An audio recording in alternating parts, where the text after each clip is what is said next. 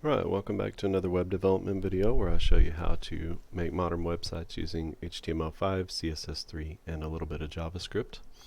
In this video, we're going to be back in Webflow and doing a Webflow interaction. We're going to see how to do parallax scrolling.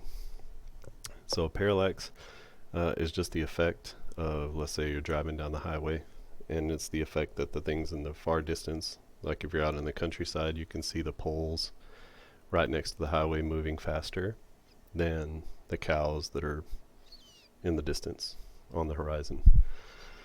So things closer to us move quicker, or they appear to move quicker than the things that are farther away. That's the parallax effect. So we can actually recreate that using multiple elements on the page. This was really hot, like 2015 or so, and has cooled off a little bit, but it is actually a really nice way to just sort of add a little bit of, it's not quite animations, but it's something like that. It's like a nice little scrolling interactivity that can highlight things. It provides depth to the page. So there can be some interesting things that you can do with it, and Webflow might actually be bringing it back in a tasteful way.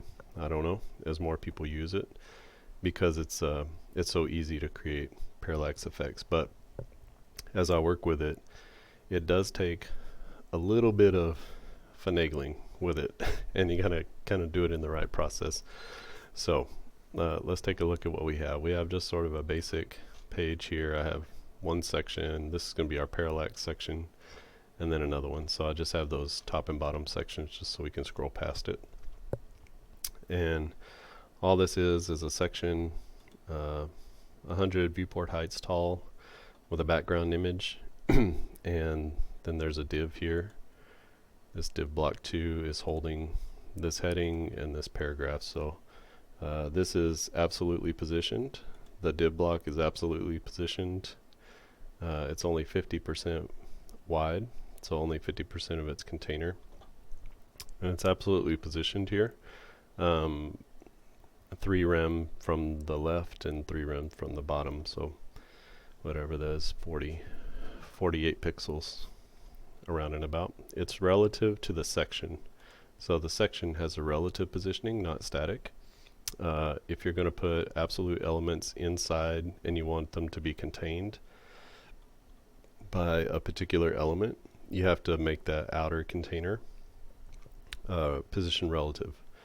And then when you move this around, it's absolutely positioned relative to this container. So if you say,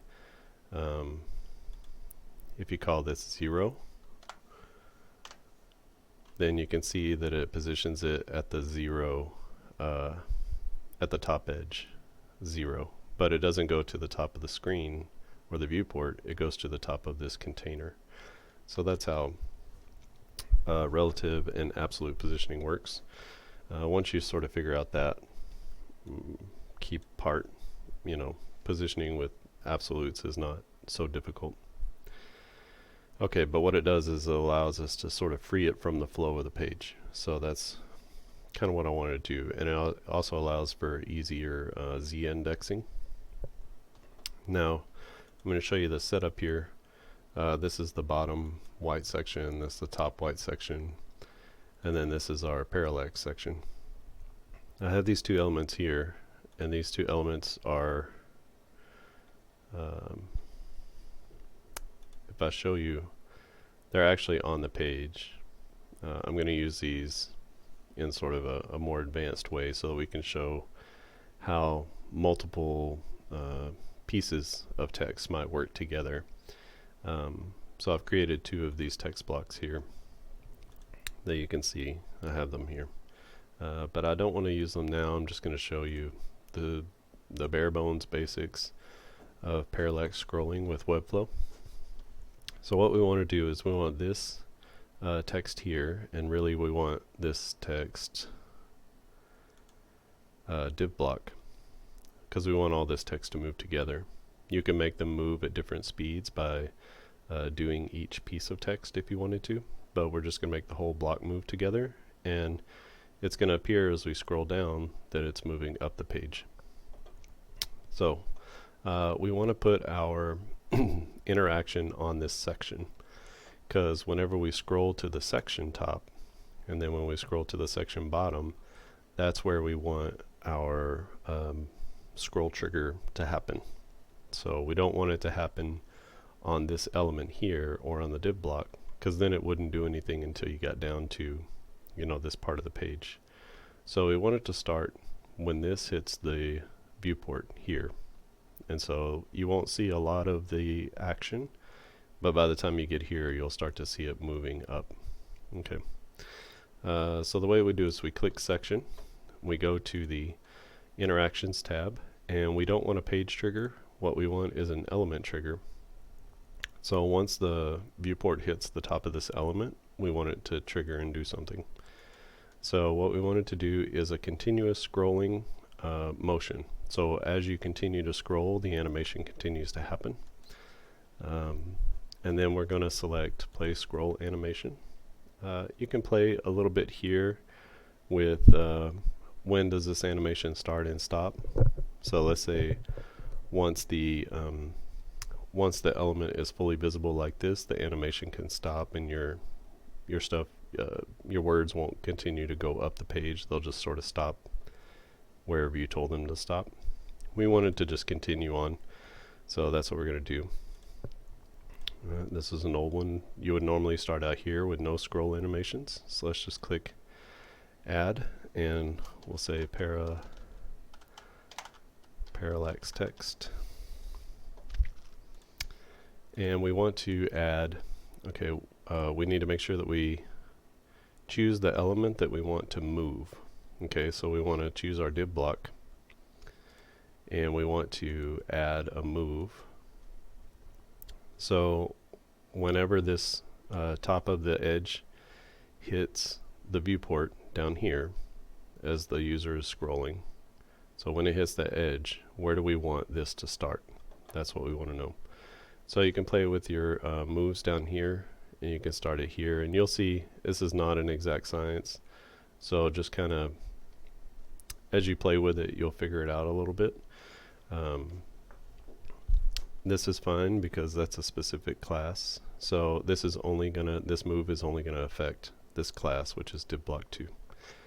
You could choose a specific class for this, like hero text or parallax text or something, and then it would only affect this particular class. Okay, and then the second part, once we're fully 100% into view, where do we want the text to be? So that's what we need to figure out next. So we want to move it up, and we want the text to be like, I don't know, like right there. So we'll see how that works, and that really is it. So this is it. Let's test it out, and let's make sure I got it right. So as we scroll into the page, our text is moving up. You see our page is moving down, but our text is moving up. You can see that move there. If you use the mouse wheel, it doesn't do very well, so if you have a little bit smoother scroll animation using the scroll bar. So as we scroll up, the text is separate from the background because we use that absolute positioning, and it's moving separately. So maybe when we get here, I actually want the text to be maybe up a little bit. You can agree or disagree with that. So we need to move it up even farther. So let's see how that works. So when you start to scroll it, you can see that the text moves up a little bit farther. And in order to get it where I want, I'm going to have to really push it. Let's say 700 minus 700 pixels. And then let's see where that lands us whenever we get to the end of the animation. So you can see you have to kind of play with it for a little bit, because once the user gets here, you know, where do you want this text to be? So that's essentially what you're having to decide. So you can fiddle with those numbers a little bit, but that really is it. That's the basic parallax scrolling effect. So if you have one thing on the inside the section scrolling it, that's how you would do it. Now let's jump in and let's show our text blocks. I told you that they were hidden, and so let's just show them by using, let's use the inline. I don't know that it really matters much with these pieces of text, because this is a text block. I probably could have used something else, maybe a paragraph. I don't know. Paragraph would have been too much. Text is fine. So we have two different things. We have the word friendship and we have the word community. And we're talking about live life together, right? So these guys are together, they're friends, and then these are sort of background words that we want to reinforce this particular copy. So what we want to do is click on our, remember the section is the thing that we have our animations on. We click into our Parallax text, and then let's just choose friendship. So friendship, we want this to be the top. Okay, this is going to be our top layer. Friendship will be sort of our middle layer in the sandwich, and then this is going to be our bottom layer of text, but then ultimately this background image is going to be the bottom layer. So the bottom layer doesn't move, and then all of these text layers are going to move sort of together and flow together. Now remember, the parallax effect is the thing that's closer to you is going to move faster than the things that are farther away. So this one is the farthest away, and it actually needs to appear that it's moving, but moving super slowly. So there's a special way to do that. And then this one is moving sort of at a medium speed, and then this one is moving a little bit more quickly up the page. So if this one has farther to go with the same amount of scrolling, it will appear to be faster. So we start it very low, we end it very high, okay? And because we only have a little bit of scrolling here in order to get it from down here to up here, so by the time it gets up here, it should be all the way up here. That's the idea. So this is the 0% when we're looking at our animation. Sorry, just trying to get you to understand how this is working so that you can move and do the things well. Okay, so at 0% is this right here. So the top of your section is beginning to enter the viewport. At 100%, that's when the element is exiting the viewport. Okay, and you can change that. So you can say when it starts to exit, then you can change things. You can end the animation as it starts to exit. So you can see there when the top of the element begins to exit the viewport, then it stops the animation. If you say is fully visible, then it waits until the end of the animation gets out of the viewport before it stops the animation. Okay, so this is a really helpful little thing. Same here. So it won't start the animation until the whole element is visible. Okay, but we want it as soon as it starts to enter the viewport and come up the page.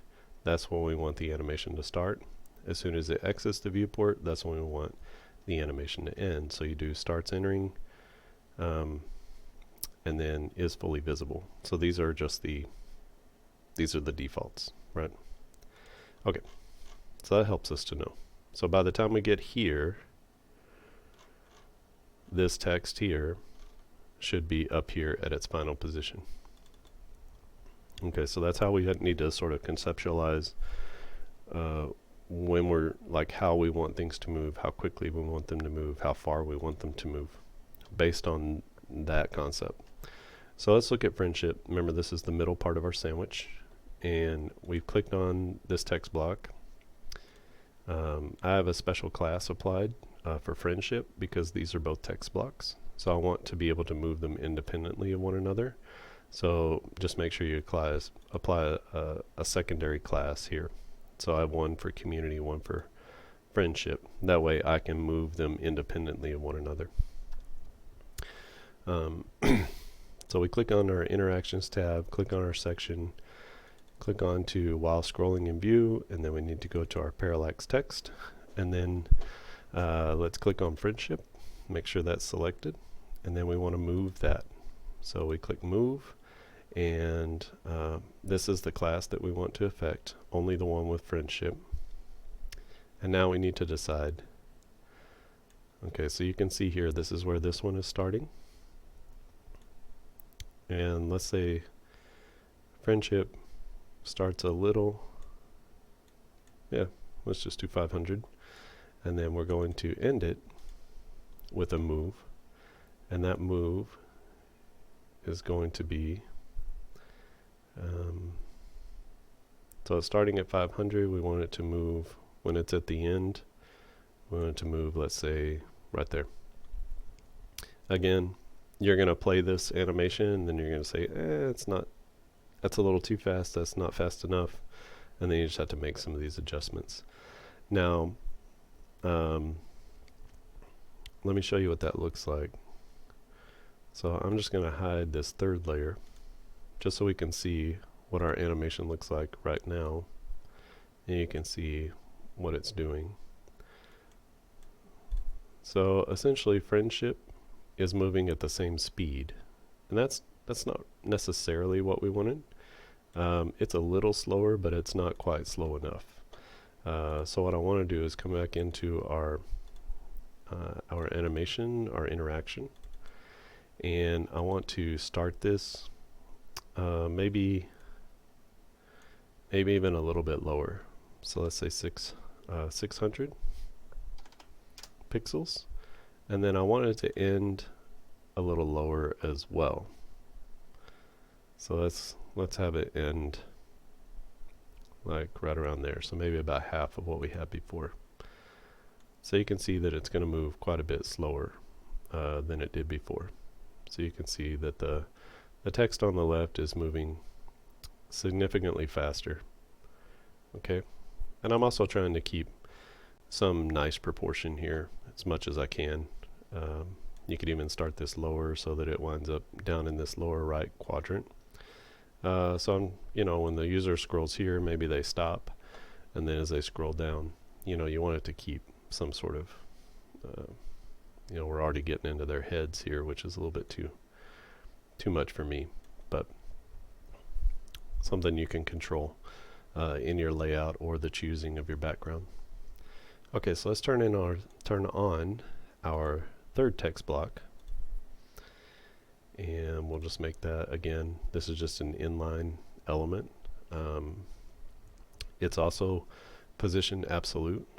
Both of these pieces of text here are position absolute, and you can see that we've just sort of moved them around this container. That's all we're doing. So let's go into our interactions. There might be an easier way. If someone knows an easier way to get back into your interactions, that'd be awesome, because I don't know. And then we have our community selected, and we're going to add a move. Now what we want is for this one to just move the tiniest bit. It's basically going to stay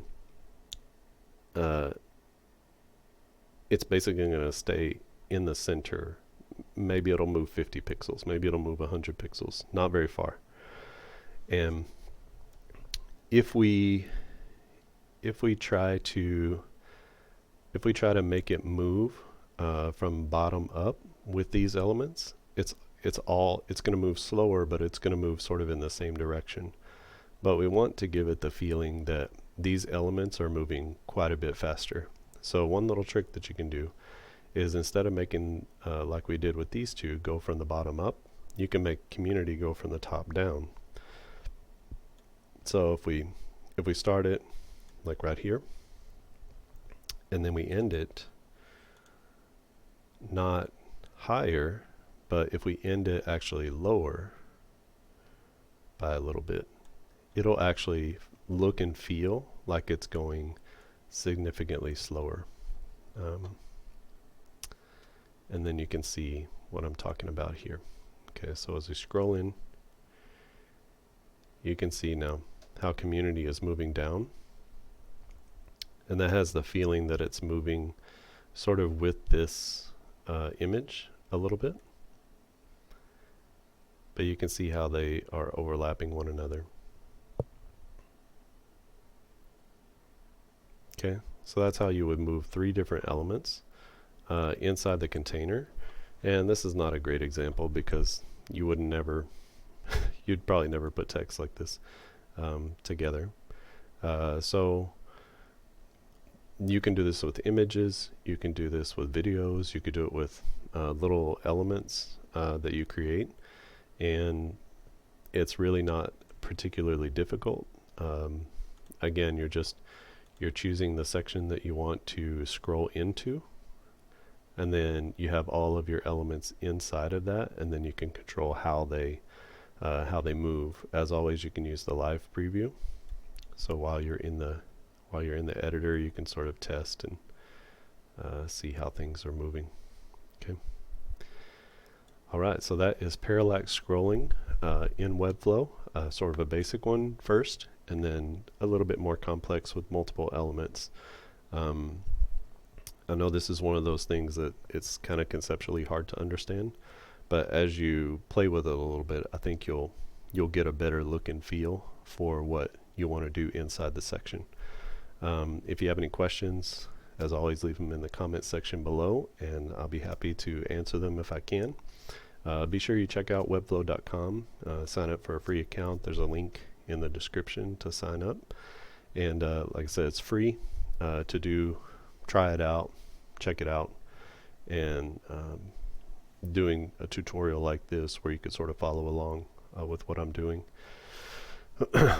Subscribe. If you haven't subscribed to my channel, click the bell and you'll get notifications whenever I upload new videos. And the last part is what? Oh, click the like button, the little thumbs up. That helps the video sort of get out a little bit farther. And if you want to help me out, because all this content is free, that's a big help to me, is to just click the like button or share it with your audience on Twitter, Facebook, or LinkedIn would be great. There's a lot of people on LinkedIn. It's a good place to get noticed now. And all right, I think that's all I have for today. Have a great weekend, and I'll see you again next time.